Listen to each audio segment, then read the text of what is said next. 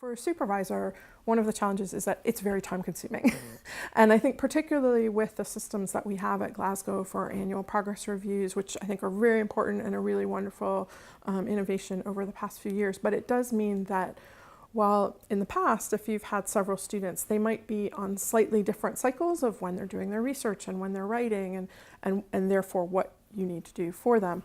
And I think with the system we have in place now, you often have a lot of students doing a similar thing at a similar time. So in the spring, you're faced with a lot of chapters to read at once. And so it is a time management challenge for supervisors, I think, even more than it used to be.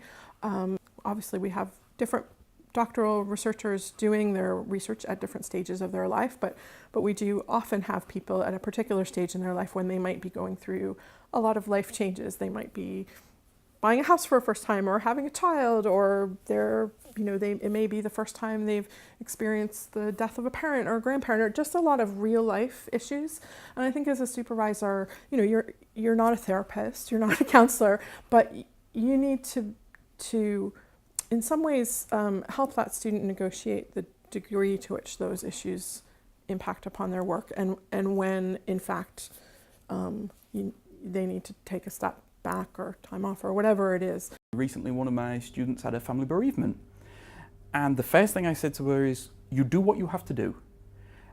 Nothing is going to happen here while you're away. And what we did was we talked to the administrators, everyone was really sympathetic, everything stopped.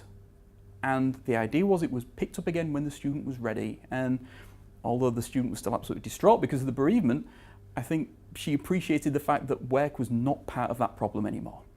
I think every PhD, there is probably some issue at some point or other that needs to be addressed, which can vary in magnitude. And from my experience, we've had the whole building burning down to simply people not being strongly motivated, and every situation requires a different sort of management, if you like.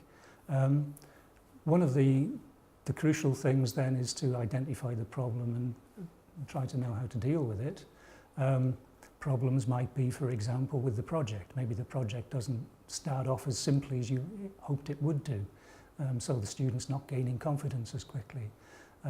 Other instances, maybe it takes the student a long time to actually summon up the courage to go into the laboratory and actually try doing experiments and drag them away from their computers and reading the literature.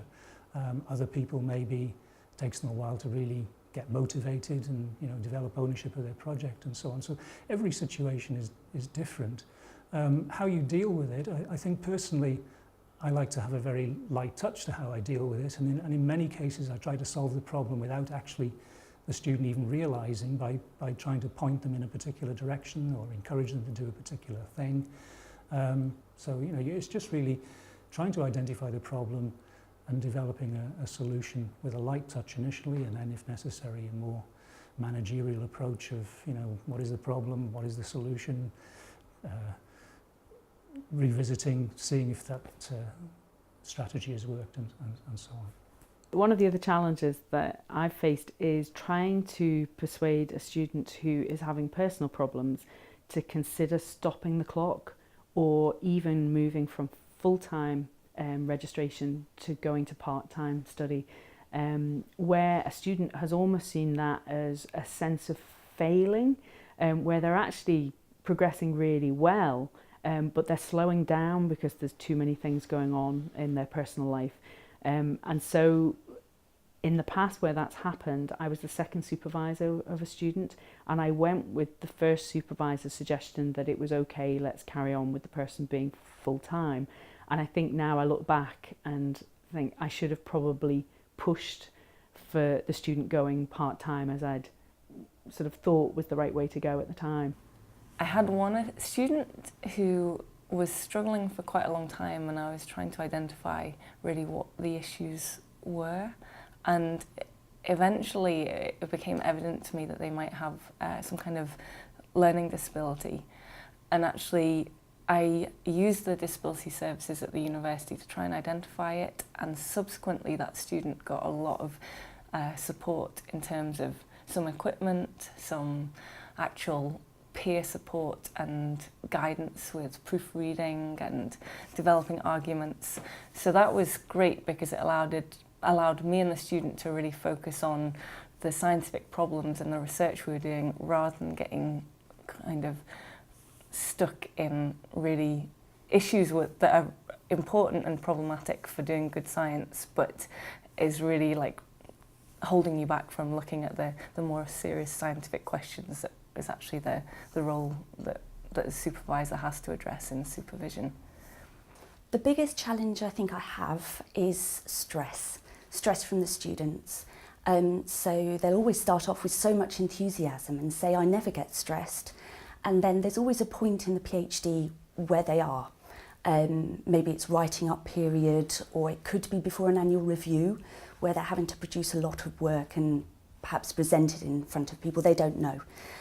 So I think my role there is very much about reassuring and encouraging them, because I know they'll get through it. It's just the way that they feel at that point. The other challenge is when a student goes slightly off track and perhaps doesn't have good feedback at an annual review. And then it's a matter of spending more time with that student and looking at ways to get them back on track. And perhaps sending them to things like academic skills sessions to improve their writing and other training. I think the big challenge is keeping a student on track, whilst at the same time not making them feel that what they're learning along the way isn't of value. Keeping them on track, I kind of always say, and what does this add to the question? What does this tell you about what it is that you're wanting to find out about? What is this? How does this help you to learn something new or take your research forward? The biggest challenge is to get students to complete on time. The norm for completing a PhD should be 3 years. I guess if we look at the actual time that most PhD students take, it will be much longer than that. And we're working very hard to try and make sure that people do complete on time. Some students will not necessarily come in with as developed a background in your own field. I'm a geographer, they won't necessarily have that, and they will therefore have to do a certain amount of catch-up work. Perhaps they might take part of we do an MRes in human geography, they might do parts of that sort of MRes level training to help them to get up to speed with the subject matter. Some students will come in, they won't be aware of relevant methods. Again, if they've done a good master's course beforehand, they should be, but that's not always the case. Some students, they're not as clued up about ethics, which is of course a growing field of concern for the social sciences and the humanities, both in terms of formal ethics review, but also the content of what it is actually to be ethical in your research practice. So you have to work with that. There are sort of many issues that then arise about, if you like, the timing of activity. Some students work quicker than others. Some students I've had, you know, it's almost you've given them the project, the particular task, and it's almost done immediately, brilliantly. Others, of course, it takes much longer, and it's much more, they hand something in, it has to be reworked, they hand it in, it has to be reworked. But again, you know, you've got to manage that timing.